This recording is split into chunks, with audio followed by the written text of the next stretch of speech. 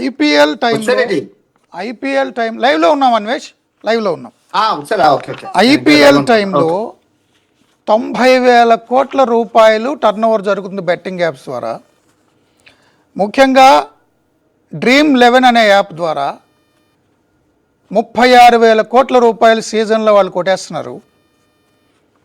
ఆనంద్ జైన్ అనేటటువంటి ప్రముఖ పారిశ్రామికవేత్త, అంబానీ అదానీకి చడకు క్లోజ్గా ఉంటారు. ఇది లీగలైజ్డ్ యాప్ అని చెప్పి జరుగుతోంది. జిఎస్టీ కడుతున్నారు దేశంలో. ఎందుకంటే సుప్రీంకోర్టు ఒక ఆర్డర్ ఉంది ఒక గ్రే ఏరియాలో. అదేంట్రా అంటే match prediction, result prediction, team combination, బౌలింగా, బ్యాటింగా, పిచ్ ఎలా ఉంది, ఇది అనేది game of skill, matter of skill. ఇది దీంట్లోకి రాదు, గ్యాంబ్లింగ్లోకి రాదు అనే ఒక రకమైనటువంటి 50% అబోవ్ మ్యాటర్ ఆఫ్ స్కిల్లా లేదా మ్యాటర్ ఆఫ్ లక్కా, వీటన్నిటి నేపథ్యంలో ఇదివరకు మీకు తెలిసే ఉంటుంది, క్లబ్బుల్లో రమ్మీని అలౌ చేశారు. అది పేక కాదు, జోదం కాదని, స్కిల్ అని. అలాంటి గ్రే ఏరియాను పట్టుకొని వేల కోట్ల రూపాయలు కొట్టేస్తున్నారు యాప్స్ వాళ్ళు. వీళ్ళే మీరు ప్రస్తావించిన డిజిటల్ ఫుట్ ప్రింట్ ఎక్కువ ఉన్నటువంటి యూట్యూబర్స్, ఇన్ఫ్లుయెన్సర్స్కి కోట్ల రూపాయలు వెదజల్లి యాడ్స్ ఇప్పించి, ఇదిగో చాలామంది ఇన్నోసెంట్ దగ్గర డబ్బులు కొట్టేసి వాళ్ళు ప్రాణాలు పోయేలా చేస్తున్నారు. ఇది చాలా పెద్ద మాఫియా నెట్వర్క్. చట్టాలు కూడా ఎలా ఉన్నాయంటే కొన్ని రాష్ట్రాల్లో లీగలైజ్డ్ జోదం, గోవా లాంటి రాష్ట్రాల్లో. తెలంగాణలో అసలు స్కిల్ లేదు, గ్యాంబ్లింగ్ లేదు, ప్రతిదీ నిషేధమే.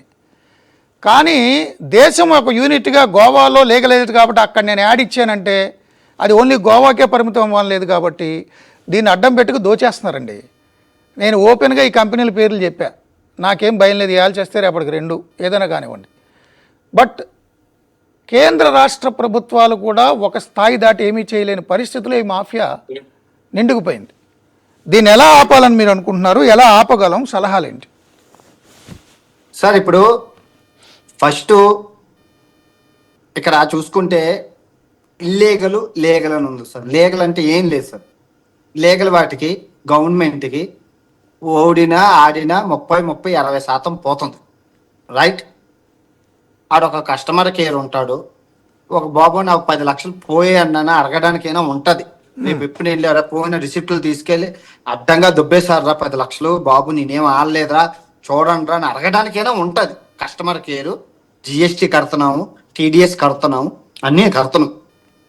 కానీ ఈ హర్ష సాయి ప్రమోట్ చేసింది, వీళ్ళు ప్రమోట్ చేసింది ఇల్లీగల్ బెట్టింగ్ యాప్.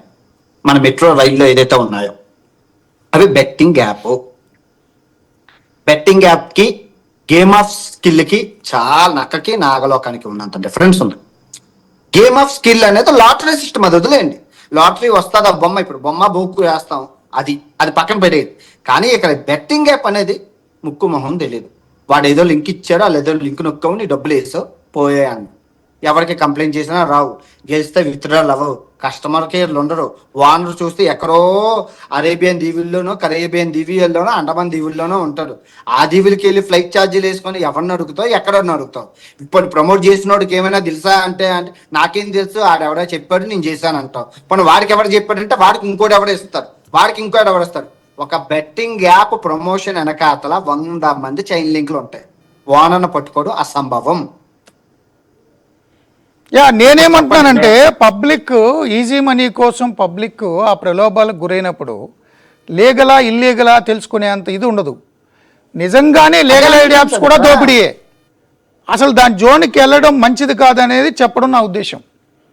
ఇల్లీగల్ మరీ ఘోరం, లీగల్ కూడా ఎంకరేజ్ చేయొద్దు అనేది నా ఉద్దేశం. భారత రత్న గ్రహీత సచిన్ టెండూల్కర్ భారత రత్న ఇచ్చారు, ఆయనే చేస్తున్నాడు. ఇక్కడ ఆయన చేస్తుంది బెట్టింగ్ యాప్ కాదు, game of skill. Game of skill అనే అంటారు. సో గేమ్ ఆఫ్ స్కిల్ మన తిరణాల సంబరాల్లోని రింగులు కొనుక్కొని సబ్బు మీద, కుక్కపిల్ల మీద, బొమ్మల మీద రింగులు వేస్తాం, వచ్చిన డబ్బులు ఇస్తాం. అది గేమ్ ఆఫ్ స్కిల్ కింద వెళ్ళిపోతుంది. ఇక్కడ కాయరాజకాయ అనేది బెట్టింగ్. అందుకే కాయరాజకాయ ఎక్కడైనా ఆడితే పోలీసులు పట్టుకొని వెళ్ళిపోతారు. గేమ్ ఆఫ్ స్కిల్ ఏదైతే రింగుల్ గేమ్ ఉందో అది పోలీసులు పట్టుకొని వెళ్తారు. అక్కడ వాటికి నేను డబ్బులతోనే ఆడుతున్నావు కదా.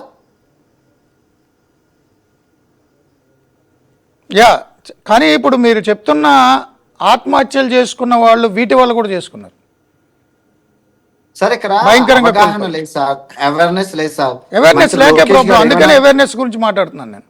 అదే సార్, మంత్రి లోకేష్ గారు ఏమన్నారంటే దీనికి నిరంతర అవేర్నెస్ అవసరం True. అన్నారు. అంటే 365 రోజులు నేను 365 రోజులు బెట్టింగ్ కోసమే మాట్లాడుతూ ఉంటే నేను ఎలా పని చేయాలి, నేను ట్రావెలింగ్ ఎలా చేయగలను? ఎవరో ఒకరు సార్, ఇప్పుడు మీరు ఆ థియేటర్కి వెళ్ళేటప్పుడు ధూమపానం మద్యపానం ఆరోగ్యానికి హానికరం అంటున్నాం, రైట్? అదే చేత్తో పక్కన ఇంకో స్లైడ్ వేయాలి, జోదం ప్రాణాంతకరం అనేసి. ఇవి ఆరోగ్యానికి హానికరం, సస్తావు వెంటనే చచ్చిపో, కొన్ని సంవత్సరాలు పడుతుంది. కానీ జోదం ఈ రోజు పొద్దున్న ఆడితే రాత్రికి చచ్చిపోవచ్చు, మేబీ అరగంటలో కూడా పోవచ్చు. ఈ రైలు పట్టాల మీద ఏలాడుతున్న బాడీలు అన్నీ అవే కదా సార్. Yeah. నీకు డబ్బు పోయేసరికి ఇన్స్టెంట్ మెంటల్ ప్రెషర్ వచ్చేస్తుంది సార్ బ్రెయిన్లోని. ఆ ప్రెషర్ నువ్వు కంట్రోల్ చేసుకోవాలి. ఎవరేం చెప్పినా వినబడవు, ఏం కనబడవు, అప్పులు బాధలు కష్టాలు కనబడతాయి. ఇన్ని కష్టాలు తట్టుకోలేక వాడు చచ్చిపోతున్నాడు. అందరూ అదే. నేను మాట్లాడిన ఒక 10 పేరెంట్స్ చెప్పిన విషయం ఏంటంటే వాడు ఆ బెట్టింగ్గా పాడతారని మాకు తెలిసి చచ్చినంత వరకు తెలియదు బాబు అంటున్నారు. అంటే వాళ్ళు ఆడుతున్నారని పేరెంట్స్కి ఏంది? ఇప్పుడు పేరెంట్స్ ఇల్లిటరేట్స్, వాళ్ళకి ఏం తెలియదు కదా సార్, చెప్పండి. వాళ్ళకేం తెలుస్తుంది ఫోన్లో ఏం చేస్తున్నాడు? అదే ఇప్పుడు ఆడు అందుకోసమే చచ్చిపోయాడని పేరెంట్స్కి తెలియట్లేదు సార్. ఇక్కడ బాధ అది. నేను కొన్ని వీడియోలు చూశాను, మీరు వాళ్ళు ఫోన్లో మీరు కన్సోల్ చేస్తున్నప్పుడు కూడా ఇంకా ఉన్నాయి సార్, ఇంకా ఉన్నాయి. ఎడిటింగ్ చేయడానికి ఖాళీ లేక పెట్టలు చాలా బల్క్ ఉన్నాయి నాకేం సార్, తెలియదు అని చెప్పి వాళ్ళ మదర్ చెప్తుంది. నేను ఒక అబ్బాయిని పెట్టుకున్నాను సార్, నెలకి 50,000. అబ్బాయి పైన ఏంటంటే ప్రతి బెట్టింగ్ విక్టిమ్ దొరికిన news article, news channels articles, మన దగ్గర ఉన్న కంప్లైంట్ అవి, మన దగ్గర ఉన్న డేటాతోని ప్రతి బెట్టింగ్ రోజుకి రెండు కేసులు విచారించడం. అందులో పేదవాడు ఎవడు, డబ్బున్నోడు ఎవడు. మొన్న ఒక కేసుకి వెళ్ళాం, వాడికి 6 అంతస్తుల మేడ ఉంది, ఒక కారు ఉంది. ఇంటికి వెళ్ళినంటే మా ఊడికి నాటుకోడి కూర పెట్టారు. ఆడన్నాడు, అన్న వీడికి సహాయం చేయక్కర్లేదు అన్నాడు. ఆడికి అక్కలేదు. తర్వాత ఇంకో ఫ్యామిలీకి వెళ్ళాం, వాళ్ళకి తినడానికి తిండి లేదు, మజ్జిగ నీళ్ళు ఇచ్చారు, మొత్తం అప్పుల్లో ఉన్నారు. సో వాళ్ళకి ఆ 2 లక్షలు అనేది చాలా హెల్ప్ అవుతుంది. గుడ్డులో మెల్లనయ్యాను సార్. ఇక్కడ నేను ఎవరిని ఇవ్వడానికి, నేను ఎందుకు ఇవ్వాలి? ఫస్ట్ రీజన్, నేను ఎందుకు ఇవ్వాలి? ప్రమోట్ చేసి 2 కోట్లు 10 కోట్లు సంపాదించిన హర్షసాయి ఇవ్వాలి. ఆ ఇల్లులు కార్లు కొనుక్కున్న శివజ్యోతి వాళ్ళ లాంటి వాళ్ళు ఇవ్వాలి. నేను ఎందుకు ఇవ్వాలి? బట్ నేను ఇంకా ఇస్తున్నాను. ఇక్కడ కాజ్ ఏంటంటే మీరు పాపాలు చేశారు. ఈ బిగ్ బాస్ లో ఉన్న వాళ్ళు, వీళ్ళు రెస్టారెంట్లు, షాపులు, హాస్పిటళ్ళు, ఎవరికారు ఫామ్ హౌస్లు, లగ్జరీ అపార్ట్మెంట్లు కొనేసుకున్నారు. మీరు కొంతలో కొంతనా ఎవరెవరికి ఇవ్వడం కాదు డబ్బులు, ముందు బెట్టింగ్ లో చనిపోయిన కుటుంబాలకు ఇవ్వండి చాలు, పుణ్యం. ఈ హర్షసాయి లాంటి నేను వారికి సహాయం చేస్తున్నాను, నువ్వు వారికి వీరికి సహాయం చేయక, బెట్టింగ్ యాప్ లో చచ్చిపోయినా 1000 కుటుంబాలున్నా వారికి సహాయం చేయి, పుణ్యం వస్తుంది. అన్వేష్ మిమ్మల్ని అప్రిషియేట్ చేస్తూనే, ఫ్రీగా ఉన్నప్పుడు పాడ్కాస్ట్ ఒకటి చేసినప్పుడు పర్సనల్గా మిమ్మల్ని అడగాల్సినవి చాలా ఉన్నాయి. బ్రాడ్కాస్ట్ శాటిలైట్ ఛానల్ కేంద్ర సమాచార ప్రసార మంత్రిత్వ శాఖ పరిధిలో ఉంటుంది కాబట్టి నిబంధనలు అవి ఉంటాయి మీకు తెలుసు. కాబట్టి ప్యూర్లీ పర్సనల్ ఇంటర్వ్యూ కాకుండా బెట్టింగ్ యాప్స్ కోసం మీరు పోరాడుతున్నారు కాబట్టి ఈ గంట దానికి కేటాయించాము. పర్సనల్గా TV5 యూట్యూబ్కి పాడ్కాస్ట్ చేసినప్పుడు అన్ని అడుగుతా. ఫైనల్గా ఏంటంటే ఈ యాప్స్ వ్యతిరేకంగా మీరు చేసిన ఉద్యమం వల్ల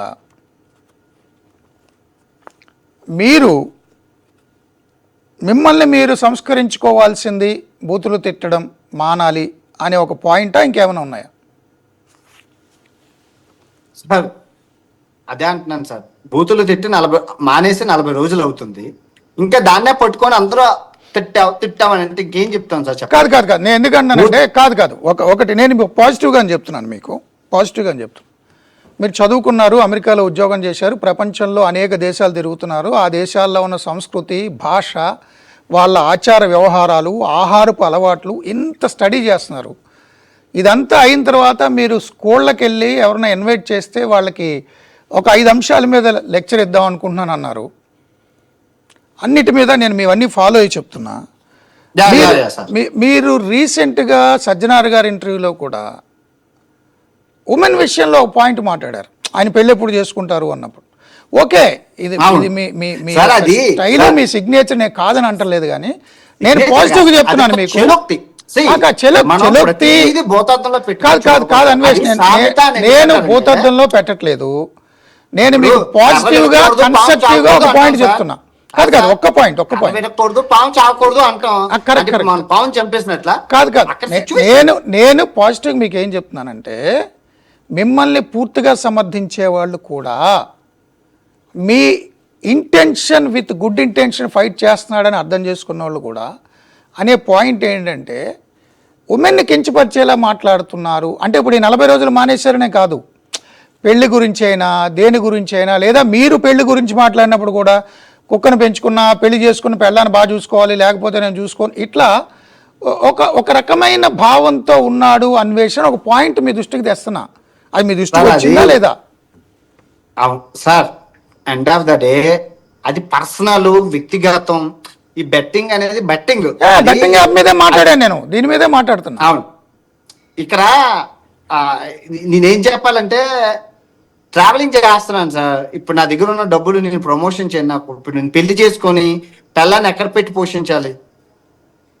ఇప్పుడు అందరూ పెళ్లి అవ్వలేని మీరు కూడా ట్రావెలింగ్ చేసుకుంటా అన్నారు కదా, అర్థం చేసుకుంటారు కాబట్టి. సార్ దొరకాలి కదా సార్, గంట బొంత దొరకాలి కదా. ఇప్పుడు నేను ట్రావెల్ చేసి ఇప్పుడు నాకు నా దగ్గర డబ్బులు నాకు కొడుకోవడానికి నాకే లేనప్పుడు నేను అమ్మాయిని ఏం పోసే సార్? పిల్ల అంటే ఎవరికి వద్దు సార్, చెప్పండి. అది పూర్తి వ్యక్తిగతం అండి, నేను అసలు అంశాలు అడగను సార్. ఎందుకంటే కాదు సార్, మా అమ్మేనా ఇంకెవరమ్మైనా అన్వేషు ఆనందంగా హ్యాపీగా ఉంటాడు. ఆడికి 3 ముళ్ళు పడిపోయి ఆడి కడుపున ఒక కాయ కాసేస్తే చూసి చచ్చిపోదాం అన్నాడు. అన్వేష్, నేను ఏమంటున్నానంటే, పెళ్ళి అనేది వ్యక్తిగతం. నేను అసలు దాని గురించి ప్రెస్సే చేయను, ఎందుకంటే ఎవరిష్టం వాళ్ళది. అవును సార్, నేను అస్సలు ప్రెస్ చేయను ఆ పాయింట్లో. సో నేను మీ మదర్ని మీరు 4 ఏళ్ల తర్వాత థాయిలాండ్లో రిసీవ్ చేసుకుని ఆమె తెచ్చిన పచ్చళ్ళు, పొడులు, ఆహారము అన్నిటి గురించి మీరు చెప్తూ కూడా తల్లి మీద మీరు చూపించిన ప్రేమ, ప్లస్ మీరు ముందు నుంచి 4 ఏళ్లుగా మీరు హెల్దీ డైటు, కీరా దోసకాయలు, లెమను ఇవన్నీ ఎలా చెప్తారో అది ఆ వీడియోలో కూడా చెప్పి, తల్లి ఎంతో ప్రేమతో తెచ్చిన వాటిని మీరు రిసీవ్ చేసుకుంటేనే ఫుడ్ హ్యాబిట్స్ కూడా అని చెప్పి అంత మైండ్ ప్రెజెన్స్లో ఉండి చెప్పారు కదా. నేను అవన్నీ ఫాలో అయ్యే చెప్తున్నా మీ విషయంలో. పర్సనల్ విషయాలు నేనేం అడగట్లా, బట్ ఒక్క పాయింట్, అదొకటే మీ మీద విమర్శ.